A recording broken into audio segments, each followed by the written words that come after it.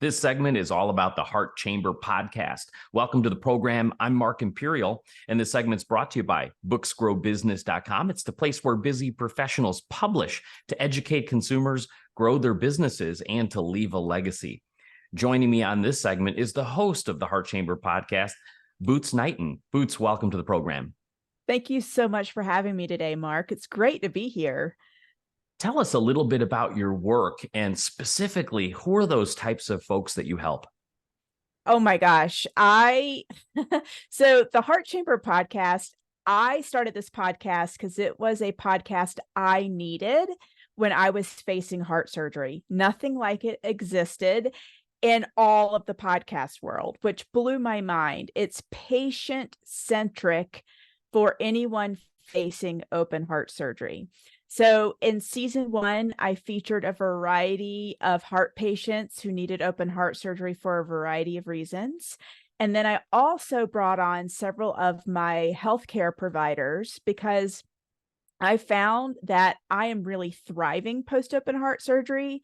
And it was because I thought outside the box than the normal prescription the medical world would give you on how to heal from heart surgery. And so I feel very fortunate, and I've been wanting to pay it forward to all those heart warriors who are coming after me. That must be a very anxious time, and it inspired you to create the show. So what was it that you were seeking at the time that you now are fulfilling? To not feel crazy. Like I literally felt like I was going crazy because at the time, I was 42 years old. I was a professional athlete, ski instructor at Jackson Hole Mountain Resort. I had a heart attack while I was mountain biking. Nothing made sense. My first 2 cardiologists I saw just told me I had anxiety, but yet on the CT scan, it showed I had 3 different congenital heart defects. They saw them, they commented on them, but they said, this isn't the problem. But I had battled anxiety earlier in my life, and I knew it wasn't that. And so I had to navigate the medical world. I had to navigate what medical gaslighting is, all the while feeling like I was going to die. And I needed to hear other stories of hope and healing to keep me grounded. And there just weren't many out there, except for this one Facebook support group that I joined for my defect. So once I had gotten through all of that, I ended up needing 2 more surgeries, which is a whole nother story that you'll need to listen to on my podcast. And my mom died at the same time. It was like the dumpster fire of dumpster fires. Plus, all this was during COVID, the height of COVID.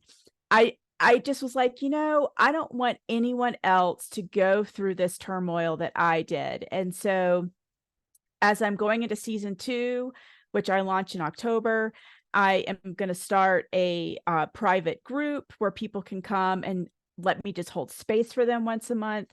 And I'm just going to continue what I've been doing in season 1, but amplified in season 2, where I'm going to start dropping like little nuggets of how to heal and these perspectives for while you're waiting for surgery, while you're in the hospital, the first week out. Like, we just don't have to do anything alone in this life. We are too connected as a world now in the 21st century. And I just want to provide that beacon of hope on the hill that you can get through something as major as open heart surgery. And dare I say it, thrive and have a kick butt life afterwards. I applaud your resilience because what you described is just unbelievable. And you mentioned medical gaslighting, and I've heard that term before, and it's fascinating to me. Can you kind of tell me more about what that is and how it affects people? Yes, and it's typically women that experience it more than men. So it's when like a woman, or for me, I'll just speak from my own perspective, but I will say many people I interviewed for season 1 experienced the same thing, and I talk about it in those specific episodes. But it's when you say to the professional, the medical professional, no, I'm having these symptoms. And they're like, no, you're not. It's just anxiety. Like they just discount what you're saying, and go as far as saying, I'm not going to help you. You need to do this instead. And I'm like, no, but I'm asking for help. I'm seeing this I read my own CT scan. No, it's not. And then they'll say, no, it's not that. You need to see a therapist. And for me, I was like, but I'm already seeing a therapist. I'm already on anxiety medication. Like, this is not, I'm fine with the anxiety piece, but you're giving me anxiety because you're not listening to me, right? Like, you are actually making me have an anxiety problem by telling me that this isn't my heart, when actually the CT scan said, I've got 3 different bridges, I've got a bicuspid valve, and all my coronary arteries are undersized. Like, how am I not supposed to be anxious about this? Fascinating insight. Can you kind of give us a sneak peek into like what people will discover on your show, and what are the sort of things that you're sharing, and what ultimately would you like listeners to take away from your show? Oh, love that. Thank you. So much. Well, it's interesting. People think, well, it's for patients who are facing open heart surgery. Absolutely. That's true. And it's for anyone else who's looking for a story of hope and healing, because we heart patients have had a very fascinating shift in our perspective. We have been to the edge of life and death. And I can tell you, when you come back from that, the world is a lot different. And things that used to bother me don't bother me. You realize really quickly what's important and what's not.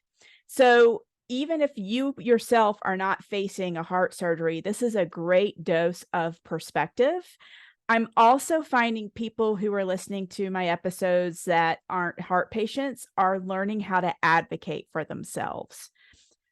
And additionally, some of the healthcare providers I've already had on, including my acupuncturist, a Reiki practitioner, my nutritionist, like all those different things that they share in those episodes are things we can apply in our daily lives, no matter what we have going on. Because I have news. We're all terminal. We're all going to die. We're all going to have some kind of ailment in our life because we're mortal beings.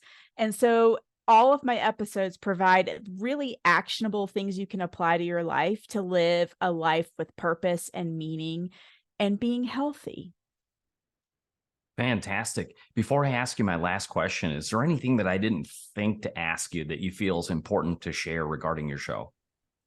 The goal of my show, I have 2 goals or 2 purposes. Number 1 is to, as everything I've said, to provide hope and healing to heart patients and their caregivers. I get a lot of caregivers who are listening. But the second goal is to shift how the medical community is approaching heart patients. Because when I went through my surgery, I had to go through all the different silos, which is the cardiologist, and then the CT people, and then the surgeon, and then my physical therapist. And I think I know we can do better for heart patients to help them not only get through the surgery, but then to there's got to be this catch system afterwards to help us navigate the process of healing a little more, with a little more ease. I had to piece it together. And so this podcast is helping piece it together for all my listeners so they don't have to do all the work I did. Sage advice for folks listening who would love to listen in on your show and even connect with you. How can they find you and learn more? Several ways. I am on all the places you listen to your podcast, and I have new podcast artwork up. It's very exciting. So the Heart Chamber with Boots Knighton. I am on Instagram, boots.knighton, or the Heart Chamber podcast. And then you can find me on LinkedIn, and then I'm on Facebook, Suzanne Boots Knighton. My first name is Suzanne, but I do prefer going by my middle name, Boots. Boots, this has been terrific. I really appreciate you taking the time to share with my audience today, and I wish you continued success for you, your show, and all of your listeners. Oh, thank you so much. And if you, the listeners, Mark's listeners, if you know anyone who has a open heart surgery story, I would love to hear from you. You can send me an email, boots@theheartchamberpodcast.com, where I would like to invite you to come on my show and share your story of hope and healing. That was Boots Knighton, host of the Heart Chamber podcast. And this segment's been brought to you by booksgrowbusiness.com. It's the place where busy professionals publish to educate consumers, grow their businesses, and to leave a legacy. That's all for now. I'm Mark Imperial, and thanks for joining us.